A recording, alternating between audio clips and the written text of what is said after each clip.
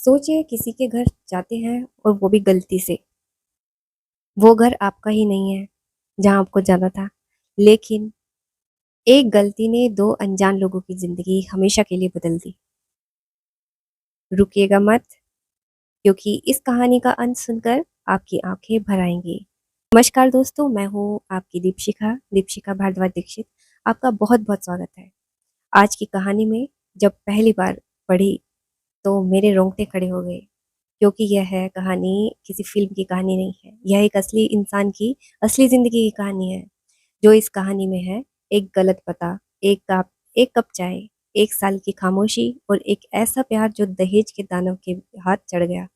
तो चलिए शुरू करते हैं, बिल्कुल शुरू से शुरू करते हैं। दोस्तों, यह कहानी है उत्तर प्रदेश के गोरखपुर की। एक घर है, घर में एक परिवार है और उस परिवार में है एक लड़का। नाम है अमित कुमार। अमित पढ़ा लिखा है, समझदार है, अपनी हुंडई गाड़ी चलाता है और सबसे बड़ी बात, दिल का बहुत अच्छा है। उसके बड़े भाई का नाम है सुरेंद्र और भाई की शादी है। घर में शहनाई बज रही है, तैयारियां हो रही हैं और अमित को एक काम मिला है, शादी के कार्ड बांटने का। रिश्तेदारों के घर जाओ, कार्ड दो, मिठाई दो, शगुन दो, बस यही काम है। ये काम अमित के हिस्से में आया है। एक दिन अमित के पापा उसे बुलाते हैं और कहते हैं, बेटा बेटा एक कार्ड मेरे पुराने मित्र को देना है। उसका घर उस गांव में है। अमित बोला, पापा मैं कहाँ, मैं तो कभी गया नहीं हूँ, मैं घर कैसे ढूंढूंगा। पापा बोले, अरे आसान है बेटा, उसके घर के सामने एक बहुत बड़ा नीम का पेड़ है, बस वही उसके घर की पहचान है। अमित निकल पड़ा, गांव में पहुंचा, इधर देखा और उधर देखा और सच में एक बहुत बड़ा नीम का पेड़ उसे दिखाई दिया। अमित ने सोचा यही होगा, गाड़ी साइड में लगाई, दरवाजे पर गया, खटखटाया, कोई जवाब नहीं। घंटी बजाई, कोई नहीं आया। फिर से बजाई और फिर से बजाई। 3-4 मिनट बाद दरवाजा खुला। दोस्तों, सामने जो आई वो एक 22 साल की नौजवान लड़की थी। नाम था उसका संजना। खूबसूरती इतनी कि अमित एक पल के लिए जो बोलना था वो भी भूल गया। फिर संभला और बोला, अंकल आंटी घर पर है। संजना बोली, नहीं अभी बाहर गए हैं। अमित अमित ने बैग खोला, शादी का कार्ड निकाला, गाड़ी से सोन पापड़ी का एक डब्बा निकाला, 201 रुपये सगुन के तौर पर कार्ड के ऊपर रखकर संजना के हाथ में थमा दिया। बोला, आंटी अंकल आए तो उनको दे दीजिएगा, और जाने के लिए मुड़ गया। दोस्तों, अब जो हुआ वो बहुत छोटी सी बात लगती है, लेकिन इस एक छोटी सी बात ने दो जिंदगियां बदल दी। संजना ने सोचा, यह मेहमान है, मेहमान भगवान के समान होते हैं, इन्हें यूं खाली हाथ कैसे जाने दूं। और पीछे से आवाज लगाई, रुकिए चाय पीकर जाइए, थोड़ा आराम कर लीजिए। अमित मुड़ा, और दोस्तों सच बताऊं, अमित तो खुद ही चाहता था अंदर जाने का बहाना। वो अंदर आ गया। संजना ने चाय बनाई, पापड़ छाने।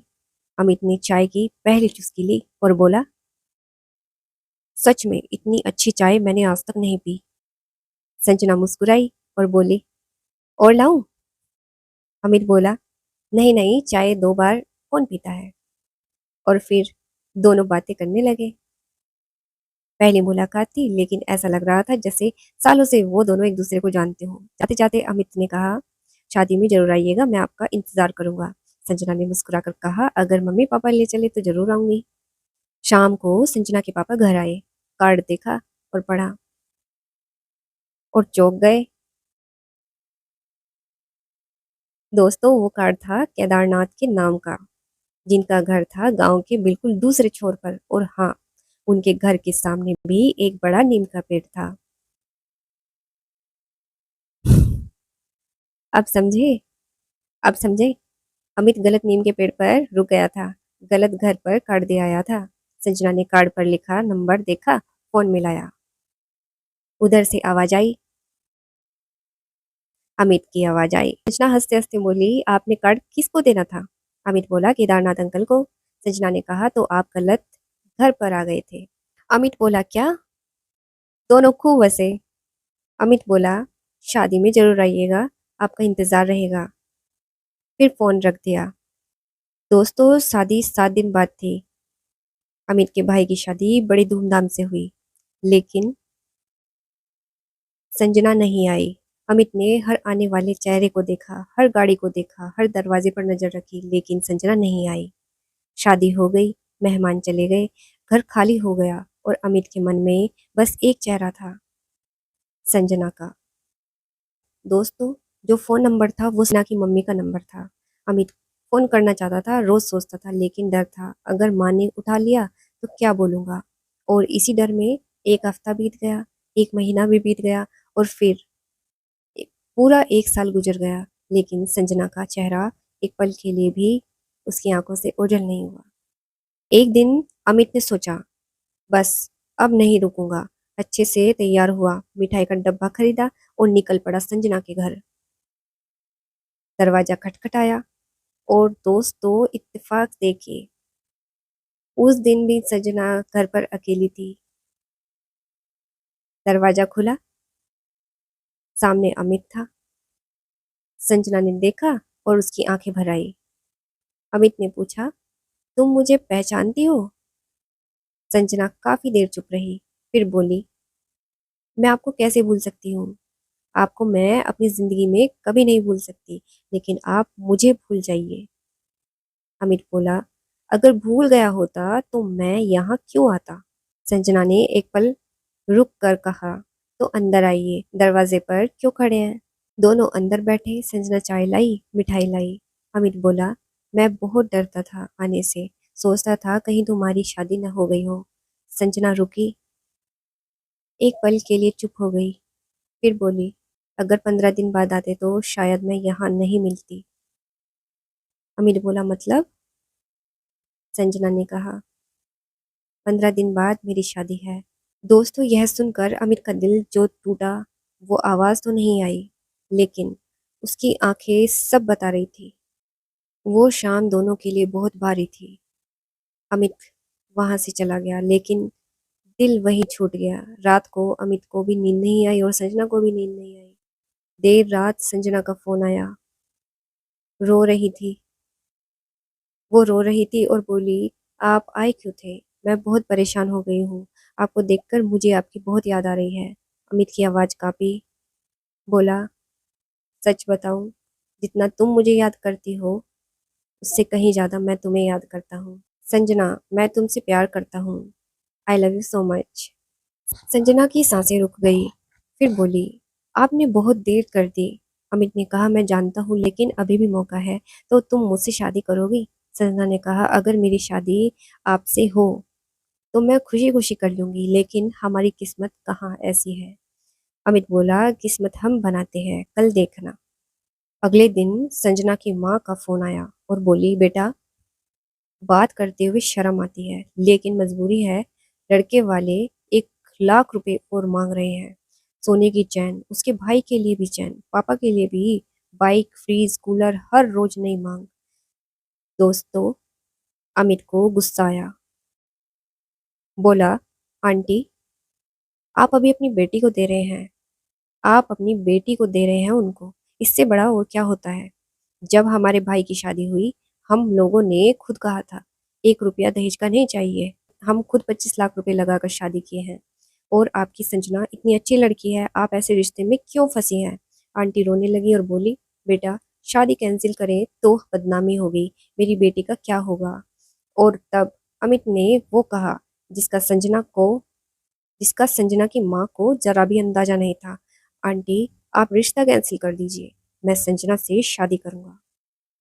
संजना की माँ एक पल के लिए बिल्कुल चुप हो गई, फिर बोली, बेटा, यह क्या कह रही हो? हमारी हैसियत कहाँ है आपके घर में रिश्ता करने की? अमित बोला, आंटी, हैसियत की बात नहीं है। संजना बहुत अच्छी लड़की है और मैं उससे बहुत प्यार करता हूँ।